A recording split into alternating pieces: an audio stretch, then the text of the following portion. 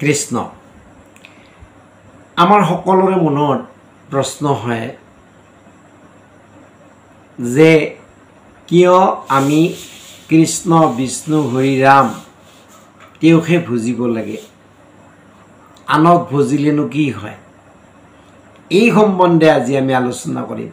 আৰু শ্ৰীমদ্ ভাগৱতৰ প্ৰথম স্কন্ধৰ 2য় অধ্যায়ৰ 24 নম্বৰ শ্লোকত কৈছে, পাৰ্থিবাত দাৰুণঃ ধূমঃ তস্মাৎ অগ্নিঃ ত্ৰৈময়ঃ তমসস্তু ৰজস্তমৎ সত্যম যদ ব্ৰহ্ম দৰ্শনম।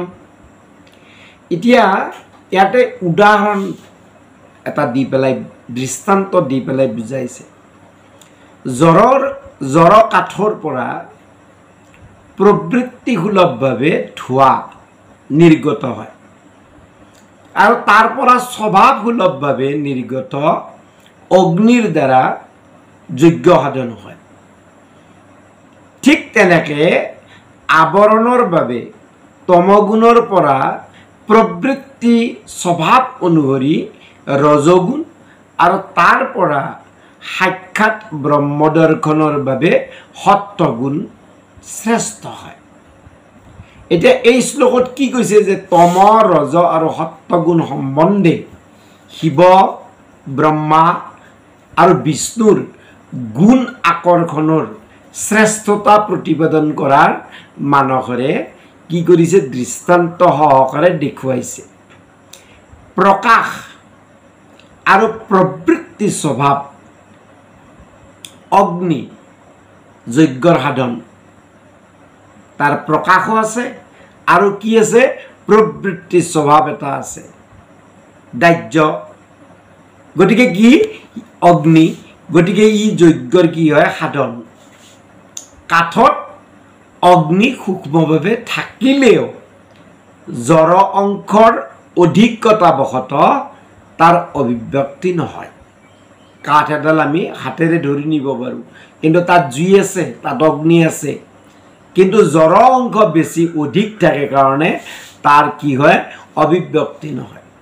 ধোঁৱাত অগ্নিৰ প্ৰবৃত্তি স্বভাৱৰ অভিব্যক্তি আছে। ধোঁৱা ওলাইছে মানে তাত ক'ৰবাত জুই আছে, স্বভাৱৰ আছে। সেয়েহে কাঠতকৈ ধোঁৱাত অগ্নিৰ অস্তিত্ব অধিক উপলব্ধি হয়। কাঠডালতকৈ ধোঁৱা যদি আছে, অগ্নি আছে বুলি আমাৰ তাত উপলব্ধি হয়। সাক্ষাৎ অগ্নিত কি আছে বোলে? দুটা আছে, প্ৰকাশো আছে আৰু প্ৰবৃত্তি। এই দুয়োটা আছে বাবে তাতে যজ্ঞৰ আহুতি দিয়ে। এটা ঠিক তেনেধৰণে তমগুণ আৱৰকভাৱে ব্ৰহ্ম দৰ্শন বা ভগৱত দৰ্শন অনুকূল নহয় তমগুণৰ, আৰু তাতকে ৰজগুণ শ্ৰেষ্ঠ। তমগুণ আসন্ন ব্যক্তি মোহবশতঃ ব্ৰহ্ম দৰ্শনৰ বাৰ্তাও আচলতে খবৰো ল'ব নোৱাৰে। তমগুণ আসন্ন ব্যক্তি চাব বেছিভাগে নাম কীৰ্তন বা ভাগৱত শ্ৰৱণ কৰিবলৈও নাহে তেওঁলোকে, অক্ষম। কিন্তু ৰজগুণৰ উদ্ৰেক কি হয় বোলে? দুখৰ পৰিত্ৰাণৰ প্ৰবৃত্তি জন্মে। যেতিয়া ৰজগুণৰ উদ্ৰেক হয় তেতিয়া দুখৰ পৰা পৰিত্ৰাণ প্ৰাপ্তিৰ এটা প্ৰবৃত্তি জন্মে। গতিকে সেই ৰজগুণীবিলাক কেতিয়াবা কিন্তু শ্ৰৱণ কীৰ্তনত আহে। গতিকে এই গুণ ব্ৰহ্ম দৰ্শনৰ কাৰণে নিকটৱৰ্তী হয়, অলপ ওচৰ, তমগুণতকৈ বহুত ওচৰ। কিন্তু সত্যগুণৰ যদি উদ্ৰেক হয় তেনেহ'লে সাক্ষাৎ ব্ৰহ্ম দৰ্শন হ'ব পাৰে। সত্যগুণৰ যদি উদ্ৰেক হয় সাক্ষাৎ ব্ৰহ্ম দৰ্শন হ'ব পাৰে। এতিয়া তম ৰজ আৰু সত্যগুণৰ ভিতৰত কোন শ্ৰেষ্ঠ হ'ল? সত্যগুণে শ্ৰেষ্ঠ। আৰু সেইকাৰণে সত্যগুণ বিশিষ্ট বিষ্ণুতেহে জীৱৰ মংগল। সেইকাৰণে যদ্যপি ব্ৰহ্মা বিষ্ণু মহেশ্বৰ তিনিও হন্ত ভজনীয় হন্ত, যদ্যপি ভজনীয় তথাপিতো কিন্তু বিষ্ণুতেহে কেৱল জীৱৰ কল্যাণ হয়।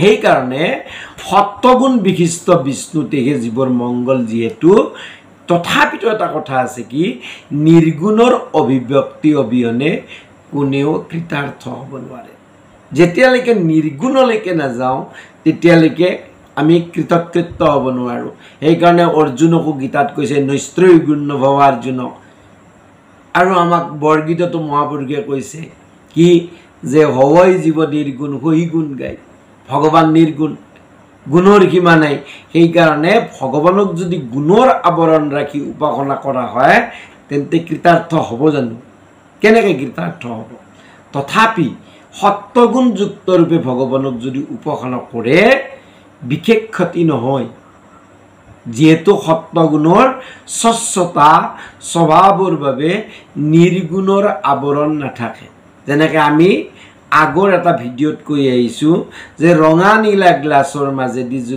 যদি গ্লাছৰ ভিতৰত যদি আমি দীপক জ্বলাওঁ তেনেহ'লে ৰঙাত ৰঙা আহিব নীলাত নীলা আহিব কিন্তু যদি স্বচ্ছ গ্লাছৰ ভিতৰত দীপক জ্বলোৱা হয় বোলে তেতিয়া কি হ'ব বোলে স্বচ্ছ যি অগ্নিৰ প্ৰকাশটো আহিব সেইকাৰণে কৈছে সত্যগুণৰ স্বচ্ছতা স্বভাৱৰ বাবে নিৰ্গুণৰ আৱৰণ নাথাকে আৰু সেয়েহে ভকতি যদি কৰিবলৈ হ'লে নিৰ্গুণ নাইবা সত্যগুণযুক্ত ভগৱানৰ আৰাধনা কৰাটোৱে শ্ৰেষ্ঠ আৰু সেইকাৰণে আমি কৃষ্ণ বিষ্ণু হৰিৰামক ভজো তাৰে 25 নম্বৰ শ্লোকত বৰ সুন্দৰকৈ বুজাই দিছে আৰু কি বুজাই দিছে ভেজিৰে মুনয়ঃ অথ অগ্ৰে ভগৱন্তম অদুচ্ছজম সত্যম বিশুদ্ধম ক্ষমায় কল্পন্তে জেহানুতানিহ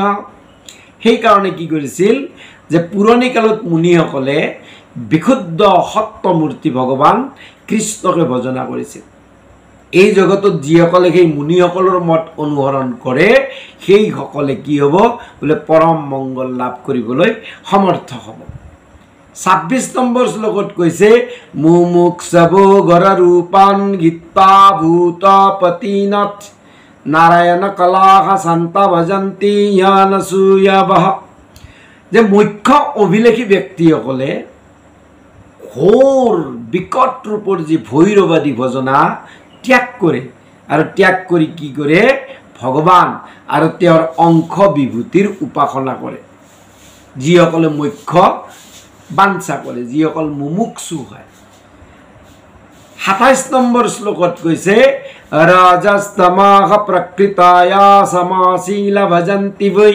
পিতৃভূত প্ৰজেশাদীন শ্ৰী ঐ ঐশ্বৰ্য প্ৰজেপ্সবঃ ৰজ আৰু তম প্ৰকৃতিৰ লোকসকলে নানা কামনা বাসনাৰ বশৱৰ্তী হৈ সেইসকলৰ সমান স্বভাৱপন্ন কাম্য ফল পাবৰ কাৰণে পিতৃ ভূত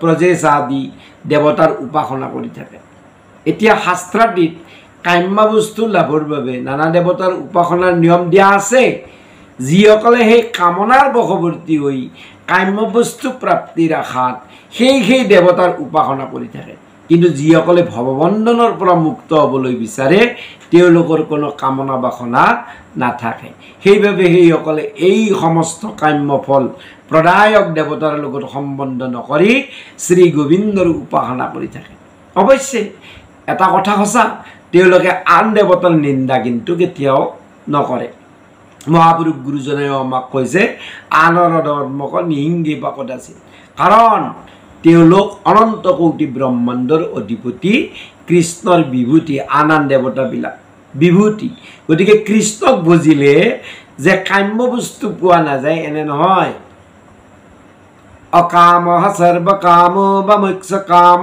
উদাৰদিহি তীব্ৰেণ ভক্তি যোগেন যজতে পুৰুষম পৰম ভাগৱতৰ 2য় স্কন্ধৰ 3য় অধ্যায়ৰ 10 নম্বৰ শ্লোকত কৈছে অকাম বা সকাম ব্যক্তি সুবুদ্ধি হ'লে কৃষ্ণ চৰণতে ভক্তি কৰে কিন্তু যিসকলে ৰজতমগুণী লোক তেওঁলোকে সাত্বিক বা নিৰ্গুণ দেৱতাৰ উপাসনা কৰিব নোৱাৰে তেওঁলোকৰ প্ৰবৃত্তিয়ে তেওঁলোকক কৃষ্ণ পদ পংকজ পাহৰাই দি নিজ মতৰ দেৱতাৰ পিনে মন টানি নিয়ে কিন্তু ঈশ্বৰে সেই দেৱতা ৰূপে তেওঁলোকৰ যি বাঞ্ছিত ফল প্ৰদান কৰে তীব্ৰ কামনাৰ বাবে সেই কথা বুজিব নোৱাৰে সেই ফল যে ক্ষণস্থায়ী তাকো নুবুজে ৰজতম গুণীসকলে গতিকে উপায় নাই আমি কি কাৰণত মাত্ৰ ভগৱানক বুজিব লাগে সেই কথাটো ইয়াত সুন্দৰকৈ